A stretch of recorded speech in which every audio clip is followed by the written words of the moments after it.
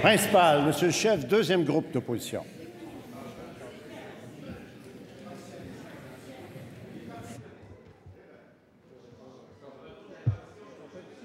Le retour de votre question, c'est après deux questions de l'opposition. Alors, Monsieur le chef du deuxième groupe d'opposition.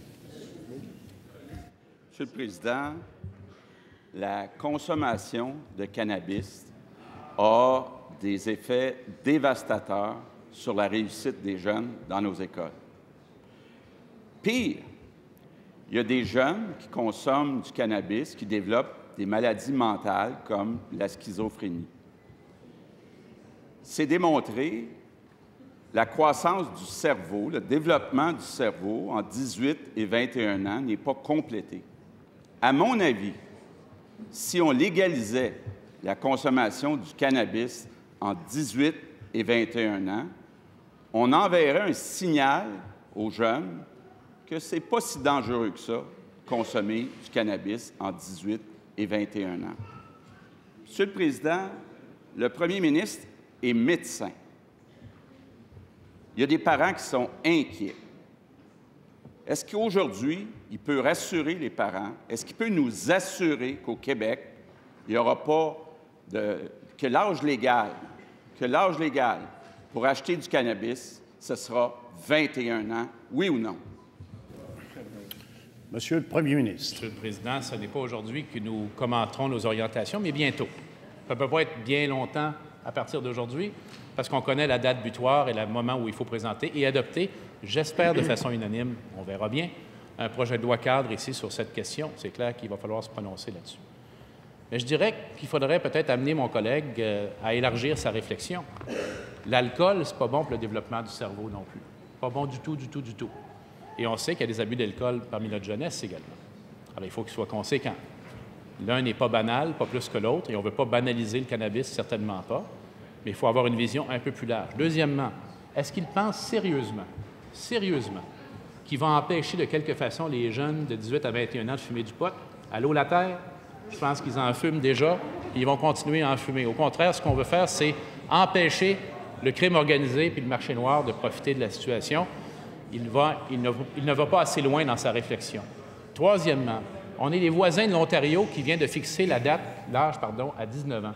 Qu'est-ce qui va arriver sur les ponts, sur la rivière Outaouais, si les âges sont très différents entre les deux provinces le samedi soir? Il ira faire la police, je suppose, s'assurer que les jeunes Ontariens ne viennent pas au Québec. Alors, ayons un peu plus de largeur de vision. Moi, je suis d'accord qu'on ait un dialogue. D'ailleurs, il y aura un projet de loi, donc commission parlementaire, donc débat, donc échange. Et je souhaite encore une fois qu'on s'unisse sur la destination pour adopter ce projet de loi à l'unanimité. Mais il faut se garder de conclusions, encore une fois, parfois attrayantes au premier regard, mais qui s'avèrent simplistes à l'exercice. Première complémentaire, Monsieur le chef du deuxième groupe d'opposition. Monsieur le Président, le Premier ministre vient de comparer la consommation d'alcool avec la consommation de cannabis. Pourtant, il est médecin. C'est très bien. La consommation de cannabis, ça peut amener des maladies mentales. Monsieur le Président, ce n'est pas responsable. Tous les spécialistes le disent, c'est prouvé. On ne peut pas laisser les jeunes consommer ou en tout cas banaliser la consommation en 18 et 21 ans. Qu'est-ce qui attend pour prendre une position? Monsieur le Premier ministre. Ce qui est clair, Monsieur le Président, c'est que la proposition qu'on va présenter à l'Assemblée nationale, et il y aura débat, sera très claire et appuyée sur des arguments véritables plutôt qu'apparents. Je pense que là, il faut le répéter. Mais je vais répéter ma question.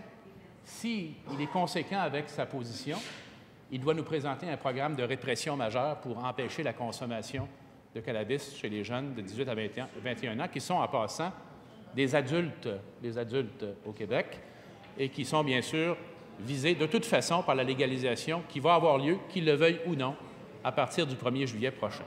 Alors, ayons plutôt une attitude proactive ici, ayons un débat constructif, regardons l'ensemble de la situation, mais ce n'est pas aujourd'hui qu'on va commenter le contenu de notre projet de loi. Deuxième complémentaire, Monsieur le chef du deuxième groupe d'opposition. Monsieur le Président, oui, il faut en faire plus pour qu'il y ait moins de consommation de cannabis dans nos écoles. Les médecins psychiatres disent que ça amène des déficits d'attention, déficits de mémoire, ça augmente les risques de psychose de 40 Ce n'est pas juste des impressions, c'est des preuves scientifiques. Tous les spécialistes le disent. C'est dans 9 mois que ça va être égalisé. Est-ce qu'il peut nous donner, lui, ce qu'il en pense? Monsieur le Premier ministre. Monsieur le Président, comme on dit souvent, tout le monde a droit à son opinion, mais tout le monde n'a pas le droit à ses faits. Ce qui arrive, c'est qu'on regarde les exemples où la consommation a été légalisée, on ne peut pas dire qu'il y a une tendance nette à l'augmentation de la consommation, notamment chez les jeunes. Pourquoi? Parce qu'ils ont déjà accès très largement à la substance.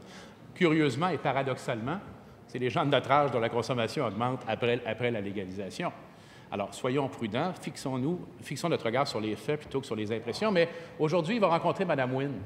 Il pourra lui faire remarquer qu'à son avis, elle manque de jugement en ayant proposé 19 ans comme âge de consommation.